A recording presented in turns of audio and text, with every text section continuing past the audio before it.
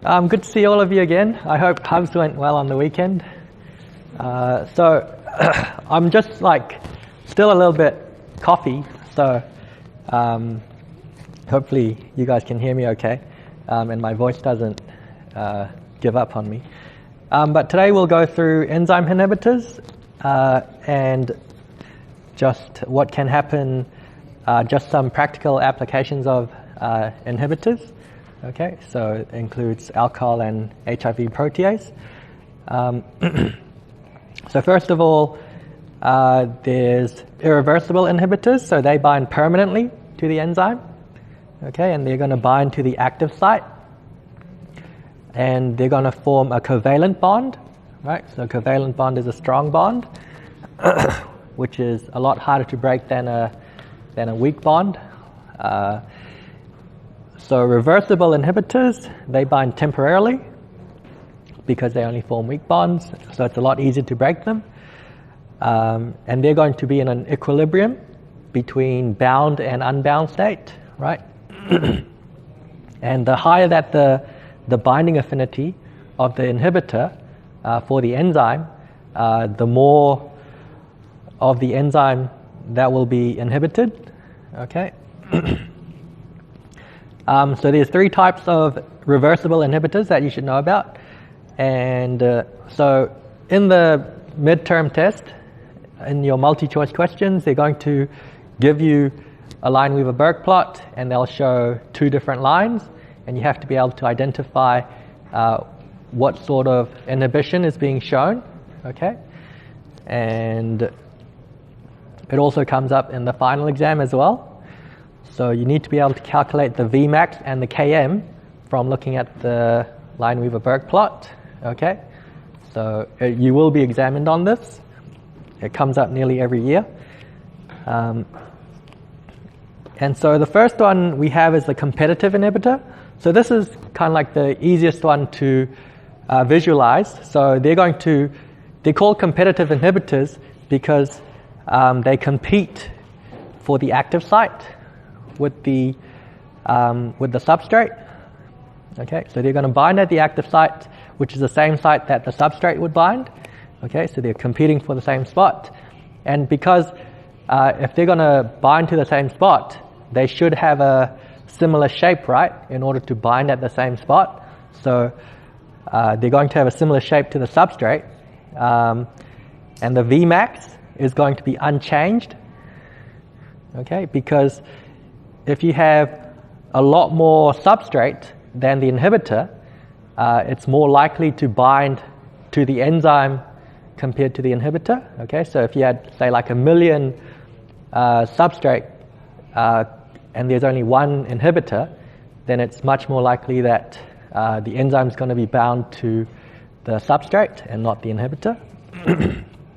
Okay, and so, but if you have a higher concentration of substrate, sorry, let me say that again. So you need a higher concentration of substrate to reach half of the Vmax. And if you remember the concentration of substrate that's required to reach half of Vmax, that's the Km. So that means the Km will be increased. Okay? And if you have a higher Km, it makes it look as if the enzyme has lower binding affinity for the substrate. Okay, so that's the two main things that you have to remember about competitive inhibitors.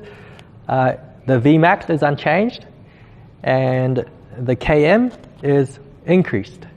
Okay, and so when a competitive inhibitor binds, remember that it's binding to the active site. Okay, so sometimes it can actually be turned into a product. So it's going to be a different product to what the substrate would be. Okay. So, but then some competitive inhibitors can just bind to the active site and not undergo a reaction. Okay. So what I mean by that is that you have the same substrate. So let's say you have substrate. I'll just write down. So S1 is substrate 1, and then you have enzyme 1, which is catalyzing the reaction into product 1. Okay, and then you have substrate 2, which can also bind to enzyme 1. But because it's a different substrate, it's going to be turned into a different product. Okay. So the same the same enzyme can work on multiple different substrates. Okay, but they're going to have it's going to have different binding affinities for each of these substrates. Okay. And it's going to have a specific Km for this substrate and a specific Km for this substrate. Okay, and so if you were talking about substrate 1, to substrate 1, substrate 2 would be a competitive inhibitor, right? And then if you were talking about substrate 2, substrate 1 would be a competitive inhibitor of substrate 2. Okay.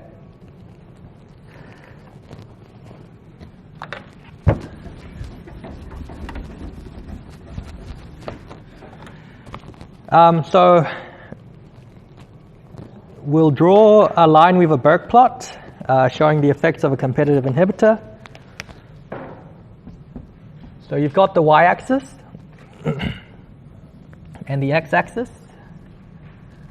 Okay, so in a Lineweaverburk plot, what's the y-axis? Yep, so it's 1 over v. So 1 over the initial velocity, so it could be 1 over v naught. And then the x-axis, what's that? Yep, so 1 over the concentration of substrate. Okay. So what that means is that as the velocity increases, you're going to get a smaller value because it's on the denominator, and it's going to be closer to 0. And as the substrate concentration increases, the value is also going to become close to 0. Okay. So this is the line of just a substrate. Okay. So it's going to be a straight line. Okay. So this is the line with only the substrate. And so this point here is your y-intercept, and that's showing you 1 over v max.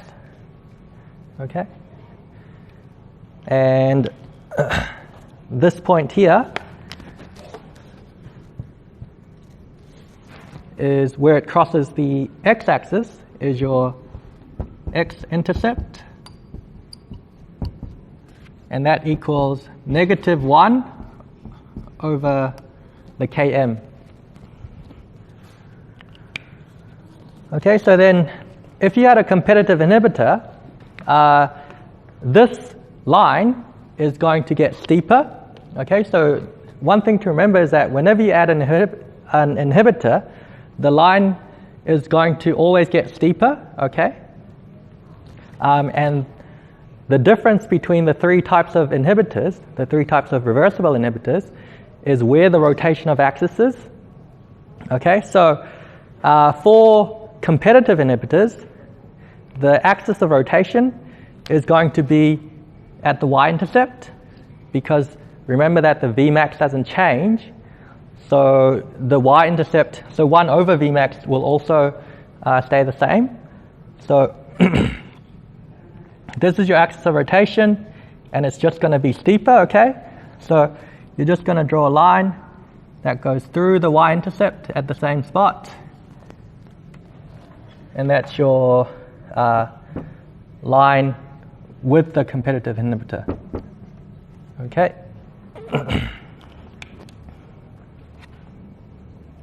And you can see that the x-intercept is closer to 0 because the denominator is a larger value. Okay, so it's going to move this way, closer to 0, which will make the graph steeper. Okay, so then we'll move on to the next page. So that's going to be, now we're going to talk about a pure. So we have non-competitive inhibitors.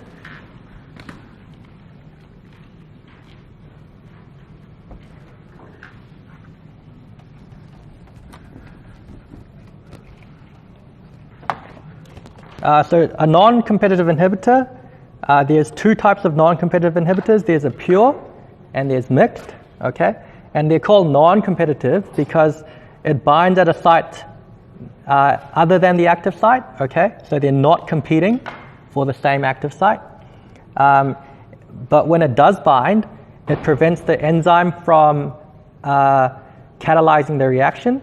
So it could change it in a way that prevents it from attaining that transition state, okay? And so if it's a pure non-competitive inhibitor, it's not going to change the shape of the active site. And if the shape of the active site is unchanged, then it's not going to change the enzyme's binding affinity for the substrate. And if the binding affinity is unchanged, then the Km will also be unchanged.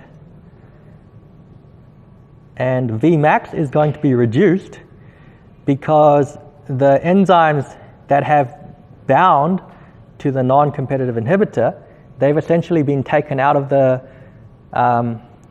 pool of enzymes. So you've got a lower concentration of enzyme essentially. Okay, and they might ask you that in like a multi-choice question as well. The effect of a the effect of a pure non-competitive inhibitor is as if you've decreased the concentration of enzyme. Okay. So if you were to draw the Lineweaverburk plot showing the effects of a pure non-competitive inhibitor, so remember that this graph, this line is going to get steeper, but this time the axis of rotation is going to be at the x-intercept here, okay, because the Km is not changing. So we're going to just start here and then draw a straight line, and it's going to go through the y-intercept. And this is with a pure non-competitive inhibitor. Okay, so you can see that our y-intercept has increased because it's gotten further away from 0. So that's terms that they've used in the past multi-choice questions as well. So they'll say for non-competitive inhibitor, the y-intercept moves further away from 0, and it could be one of the options that is true or false. Okay, so when they say it moves further away from 0, that's what it means. Okay, so in this case, the y-intercept's moved further away from 0, and that's because Vmax has decreased. Okay. And then we're going to move on to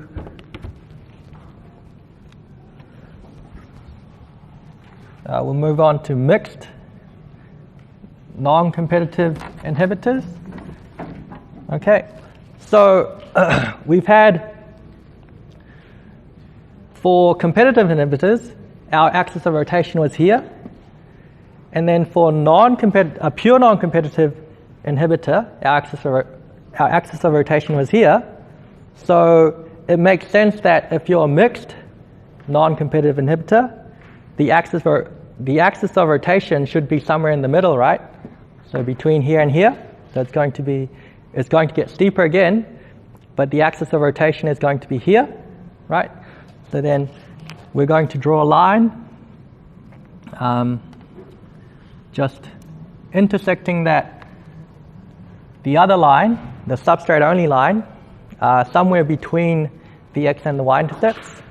Okay, so this is a mixed non-competitive inhibitor.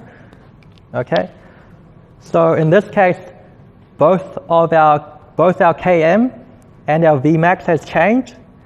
So our x-intercept has gotten closer to 0, and that's because Km has increased, and our y-intercept has gotten further away from 0, and that's because our Vmax has decreased. Okay. So yeah, when a non-competitive inhibitor binds, it's going to lower the binding affinity. So for a non-competitive inhibitor, a mixed non-competitive inhibitor, it's also going to bind to a site other than the active site. And when it binds, it's going to prevent the catalytic activity of that enzyme. But what it also does is it changes the active site, the shape of the active site, so it's going to lower the binding affinity of the enzyme substrate pair. And it's mixed because it decreases the Vmax and increases Km. Okay, so once you get those ideas into your head, it's pretty easy to remember. Okay.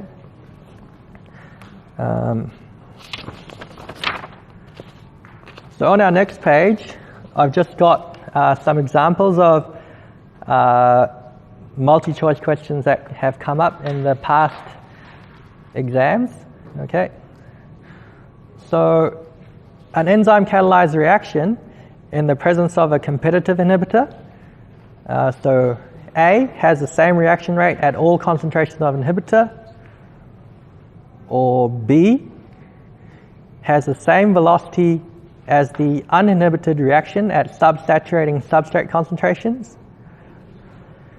C has an unaltered Km as the shape of the enzyme is unchanged by the inhibitor. Or D may have either substrate or inhibitor bound non-simultaneously at the same site. Okay. So who thinks it's A?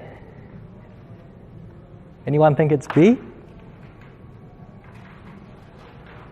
C? Or D? Yep, so a few votes for D. So we'll go through these one by one, and we'll talk about why it is or isn't. Okay, so option A. If you increase the concentration of the inhibitor, the reaction rate is going to decrease. Okay, so A is definitely not true. As you increase the concentration of the inhibitor, there's going to be more enzymes that are inhibited, and so the reaction rate is going to decrease as the concentration of the inhibitor increases. Option B has the same velocity as the uninhibited reaction at subsaturating substrate concentrations. So that's not true, simply because, well, that's just saying like adding a competitive inhibitor won't change the reaction rate, which is obviously not true. And what the word subsaturating means is before all of the enzymes are saturated. Okay, so yeah.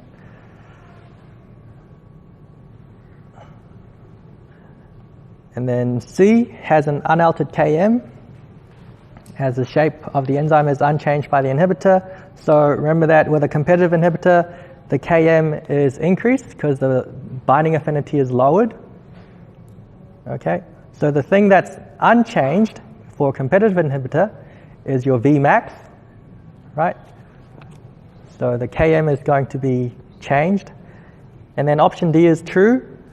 Okay, so it may have either substrate or inhibitor bound, but not at the same time. So that's what non-simultaneously means. It's going to bind at the same site, but they can't both be bound at the same site because they're competing for the same spot. Okay. So our next question, the effect of a non-competitive inhibitor on an enzyme catalyzed reaction is equivalent to A, reducing the enzyme concentration, B, adding a weak competitive inhibitor, C, increasing the substrate concentration, or D, decreasing the Km. Okay, so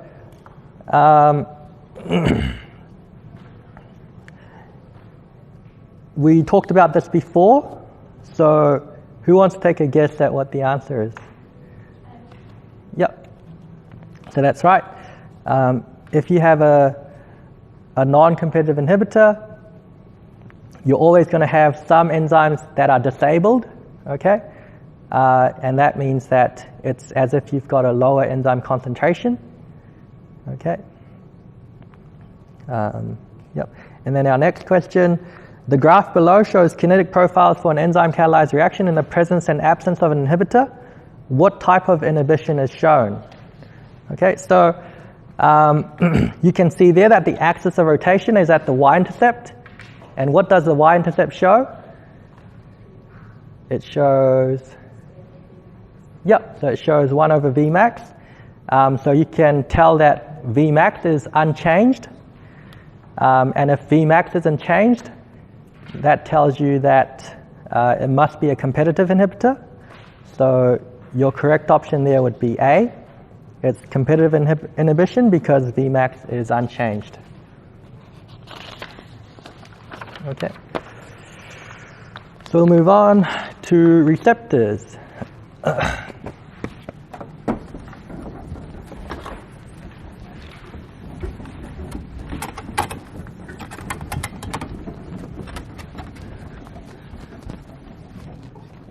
So receptors are proteins that can bind to ligands, and they can be present on the surface of the cell if they're a membrane protein, or they can be intracellular. Okay. Have you guys done endocrine yet in Hubs? You have? Yeah. So like the glucocorticoid receptor, for example, is intracellular, whereas the insulin receptor would be a membrane protein, right? And so the difference between receptors and enzymes, they're both proteins, and they both bind things, but enzymes are going to catalyze a reaction, whereas a receptor does not catalyze a reaction. It just transmits information, okay, in response to the binding, and it's going to release the ligand unchanged.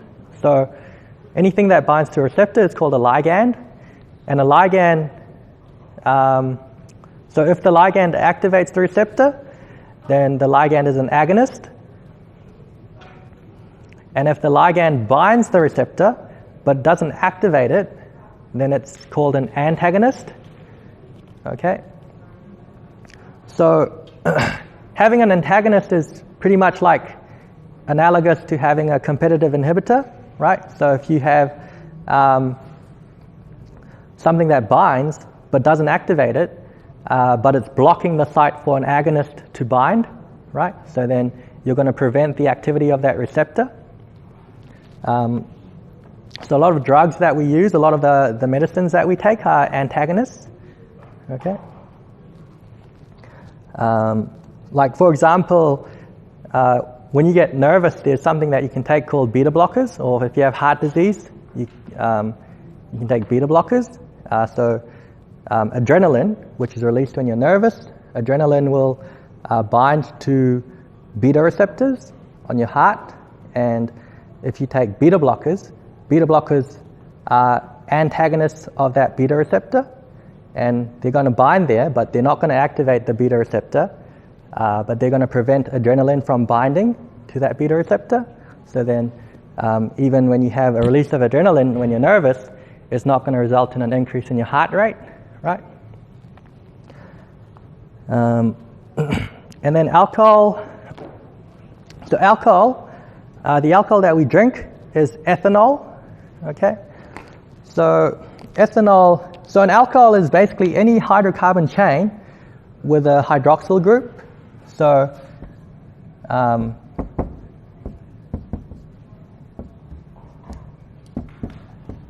if you have one carbon with a hydroxyl group, this is methanol. And then if you have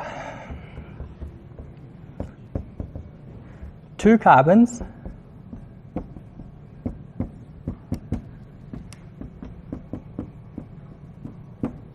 with a hydroxyl group, that's an ethanol. And in the alcohol that we drink, it's mostly ethanol. Okay? And this ethanol can bind to the GABA A receptor. Okay? So the GABA A receptor is mostly present in the brain. And there's a neurotransmitter called GABA. And GABA is the ligand that binds to that GABA A receptor. And when the GABA binds, it opens that chloride ion channel. Okay? So chloride ions are negatively charged, and they will flow into the cell. So if you remember from Hubs, the concentration of chloride is low inside the cell, and the concentration of chloride is high outside the cell. Okay, so then there's a gradient from outside to inside. So if you open that channel, you're going to allow negatively charged chloride ions into the cell. And if you have an influx of negative charges, that's going to hyperpolarize the cell. So remember that the resting membrane potential is usually about negative 60 millivolts, depending on what cell type it is. For a neuron, it's usually a bit lower, probably about negative 80 or 90, not too sure. But anyway, when the chloride ions come in, it's going to hyperpolarize it and make it more negative. And if it's more negative, is it more or less likely to fire? Yeah, it's less likely to fire, right? So it's going to depress the activity of your central nervous system. Okay, and that's why you get drowsy, and that's why you get uncoordinated, and that's why you have reduced inhibition. So there's a part of your brain that normally inhibits some of the things that you would do when you get angry, or that you would normally do. But when you drink alcohol, that part of the brain tends to get shut down first, which is why you have what might seem to be a contradictory increase in impulsive behavior, right? And ethanol, so it binds to the GABA A receptor and acts as an agonist. Okay. So it's ethanol that causes all these effects of intoxication, right, by hyperpolarizing the neurons in your brain. So your body wants to get rid of this alcohol, and there's enzymes that are produced in your liver called alcohol dehydrogenase. Okay, and for short, we're going to call that ADH. Okay.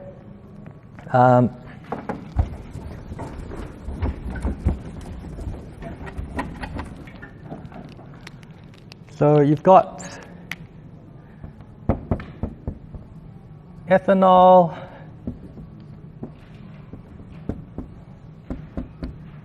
turning into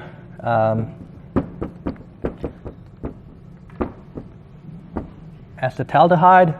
Okay, so alcohol dehydrogenase is the enzyme that catalyzes the metabolism of ethanol into acetaldehyde, and then acetaldehyde will be turned into acetate, which you'll learn more about later on, and then it can be used for energy.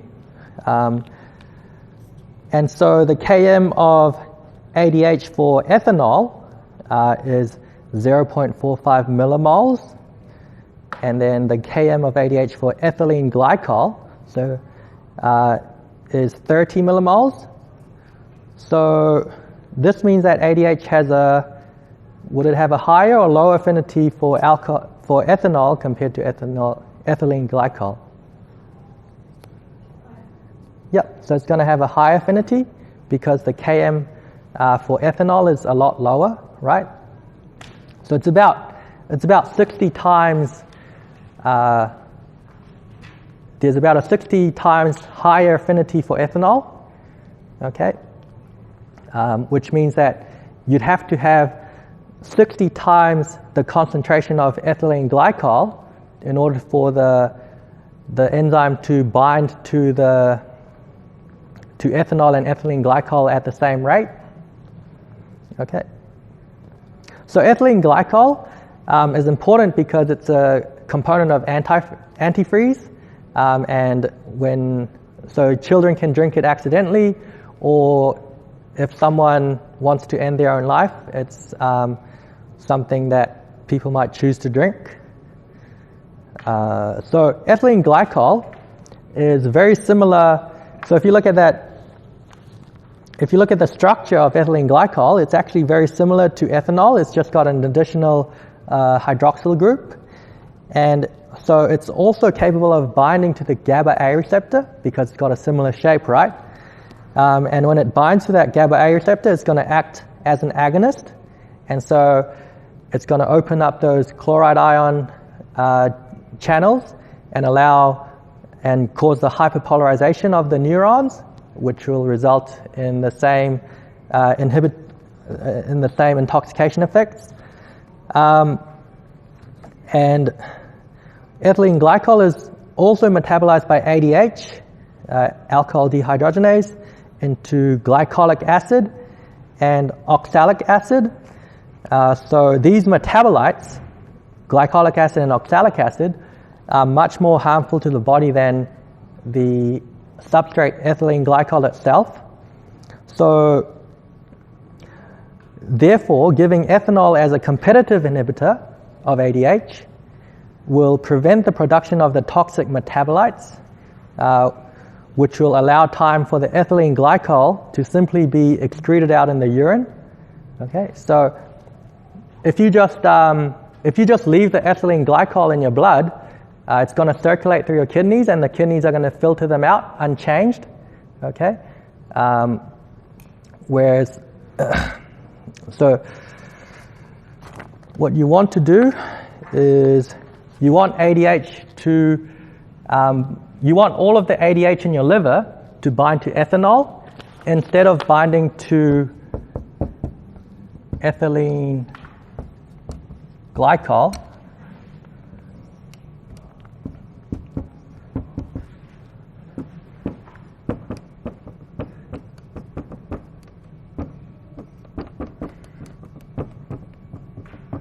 So these two are a lot more toxic to your body.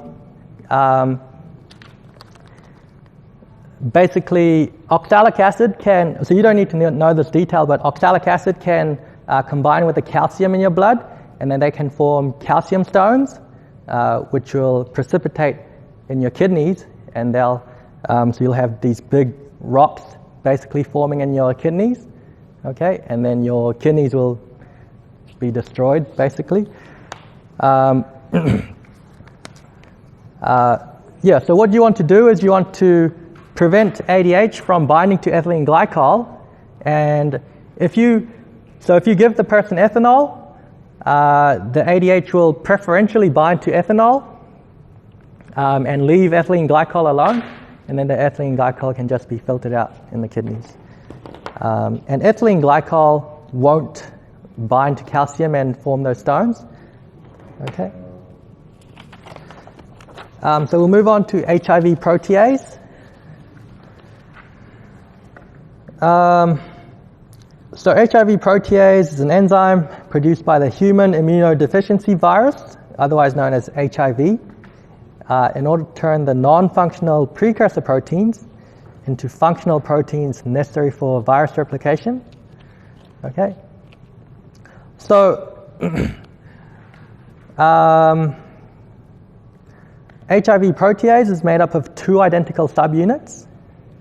So it's a homodimer, right? Because dimer for two and homo for the same. It's an aspartyl protease, which means that the aspartate amino acid is essential to its function. So that's pretty obvious. You've got chymotrypsin, which was a serine protease, and it was a serine in the chymotrypsin that was catalyzing, allowed the catalytic activity of that chymotrypsin. For HIV protease, it's aspartate. And so HIV protease likes to bind to bulky side chains, like phenylalanine, tyrosine, and proline. So if you look at the structures of phenylalanine and tyrosine, you can see that they both have that big 6-carbon ring, otherwise known as benzene, or you call these aromatic side chains. If you have a benzene ring, it's called aromatic. Okay. So if you are going to make an inhibitor of this enzyme, you'd want to make sure that this inhibitor has a similar shape, right? So one of the HIV protease inhibitors is called saquinavir, and that's a competitive inhibitor of the HIV protease enzyme. So basically, if a molecule looks similar to the substrate, it's going to be a competitive inhibitor, because in one of the past exams, they'll show you a structure of the substrate, and they'll show you a picture of the inhibitor, and they'll say, based on the structures, what type of inhibition do you think this will be?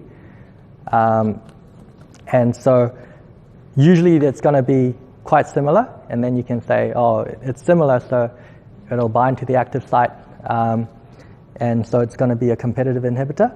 Okay?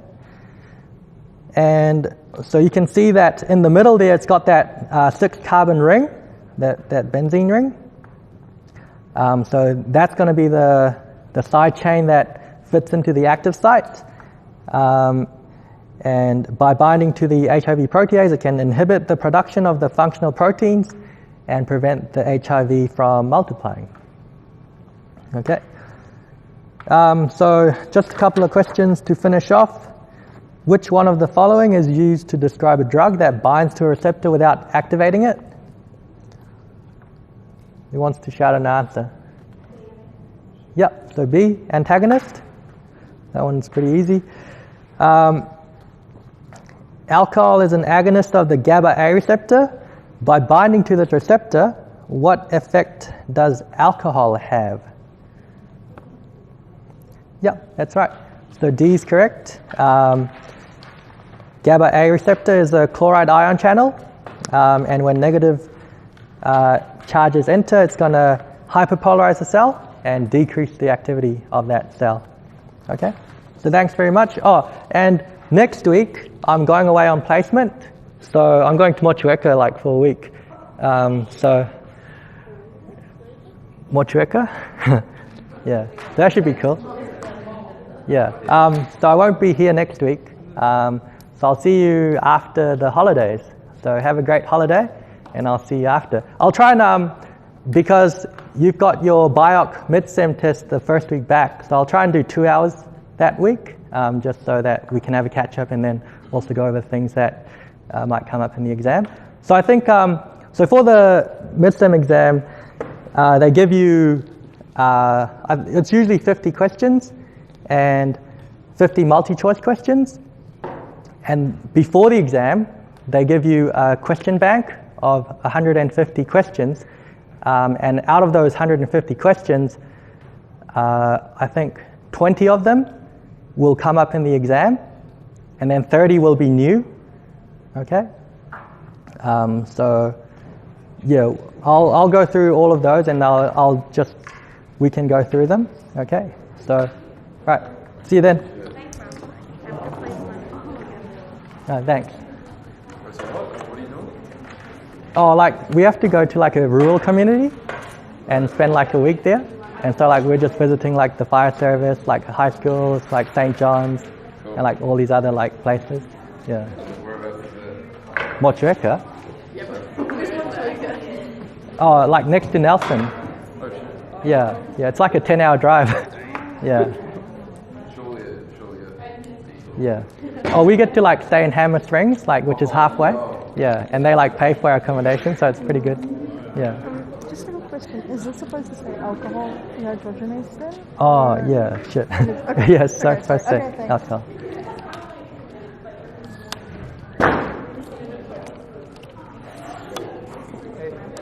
I'm just confused about this. Why is it A? The uncle? Oh, so if you add a non-competitive inhibitor, it's going to, like, some of the enzymes are not able to catalyze reactions, right? So they're disabled. So it's as if you've reduced the enzyme concentration. It has the same effect. So if you were to add a weak competitive inhibitor,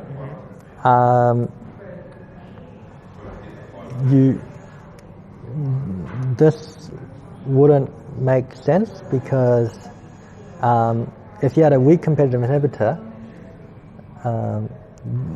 you wouldn't get, if you increase the substrate concentration, the effect of the competitive inhibitor would be decreased, right? Because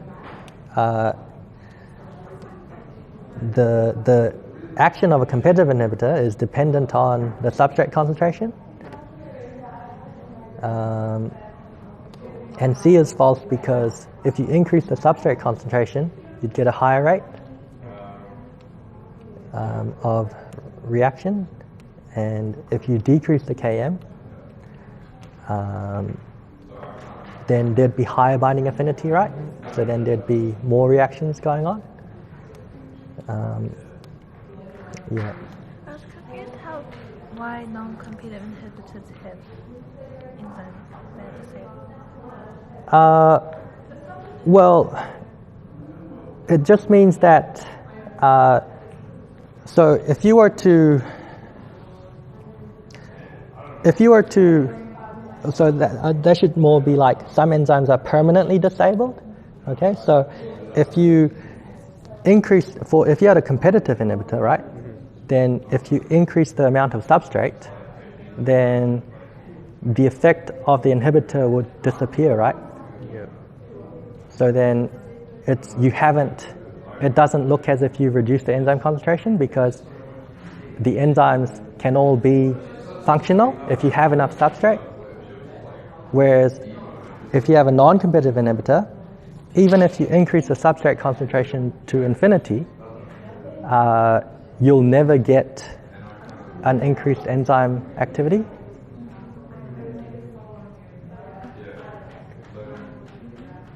Yeah.